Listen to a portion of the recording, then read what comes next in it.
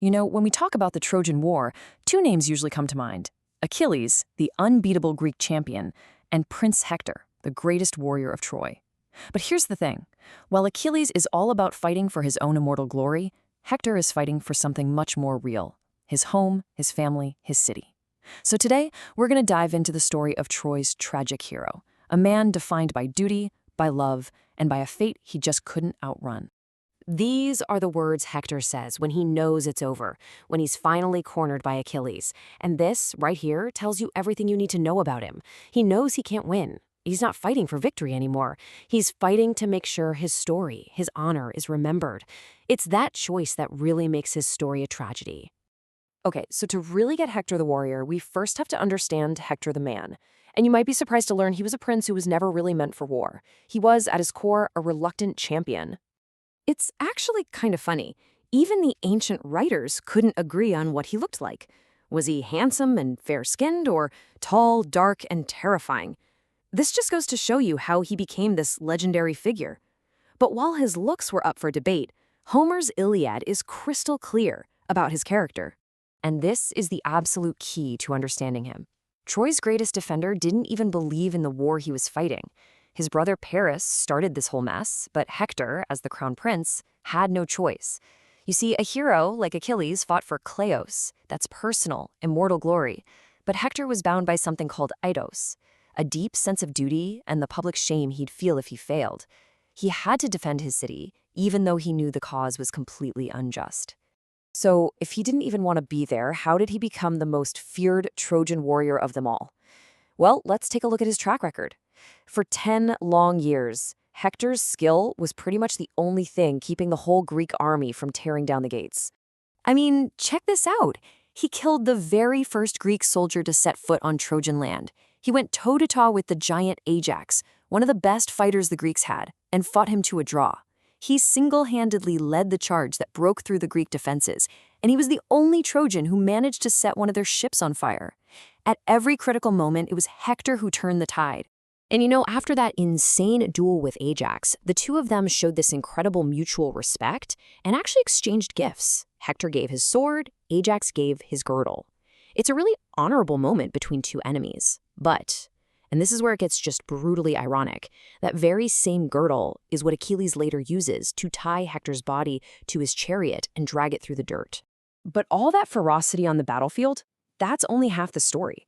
The reason we still talk about Hector today is because of the moments when the armor came off, and we got to see the husband and father who was terrified of losing everything he was fighting for.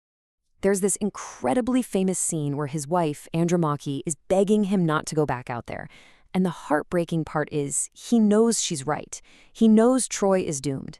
But he tells her he can't escape his duty. He has to fight, because that eidos, that shame of being seen as a coward, to him, that was a fate way worse than death. And in this beautiful, completely human moment, his own baby son gets scared by the sight of him in his massive war helmet. So what does Hector do?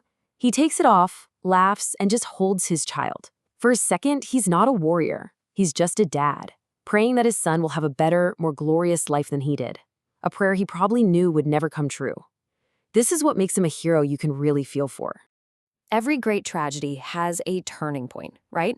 That one moment where everything changes. For Hector, a moment of absolute triumph on the battlefield would turn into the one mistake that sealed not just his own fate, but the fate of his entire city. With a little help from the god Apollo, Hector strikes down the warrior Patroclus.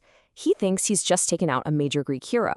What he doesn't realize is that Patroclus is Achilles' best friend, and with that one kill, he has just unleashed the rage of a warrior who's more like a walking force of destruction than a man.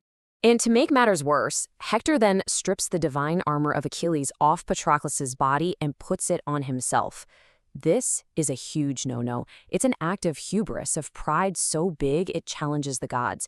And the god Zeus, who's watching all this happen, basically says, okay, that armor will give you strength for a little while, but you're a dead man walking. And so, the stage is set. Achilles, just burning with grief and rage, comes back to the war for one reason and one reason only: to kill Hector. This is it, the final showdown. The man of duty versus the demigod of destruction. At first, Hector's actually overcome with fear and he runs. Achilles chases him around the city walls 3 times. But then the goddess Athena plays a dirty trick. She appears in the form of his brother, promising to fight with him. Thinking he finally has a chance, Hector stops to make his stand. He hurls his spear, and it misses. He turns to his brother to get another one, but nobody's there. And in that one gut-wrenching second, he knows. The gods have betrayed him. His death is here. And Achilles, who knows the single weak spot in his own old armor, drives a spear right through Hector's throat. But even as he's dying, Hector gets in one last shot. He delivers a prophecy, warning Achilles that his own death is coming soon, right there at the gates of Troy at the hands of Paris and Apollo. Even in defeat, Hector reminds his killer, nobody gets to escape their fate. Now, what Achilles does next is what really solidifies Hector's legacy. Hector begs for an honorable burial, but Achilles, in his rage, refuses. He ties Hector's body to his chariot and drags it through the dust for 12 straight days. It's an act so horrible, so monstrous, that it disgusts even the gods. And in that moment, Achilles might be the winner, but Hector becomes the clear moral superior. So after thousands of years, why does the story of the man who lost the war's most famous fight still hit us so hard? Why do we spend so much time remembering the hero who was vanquished? It's a great question, isn't it? Why do so many of us find ourselves siding with Hector, the guy who was destined to fall from the very beginning? Well, the answer is pretty simple. It's his humanity.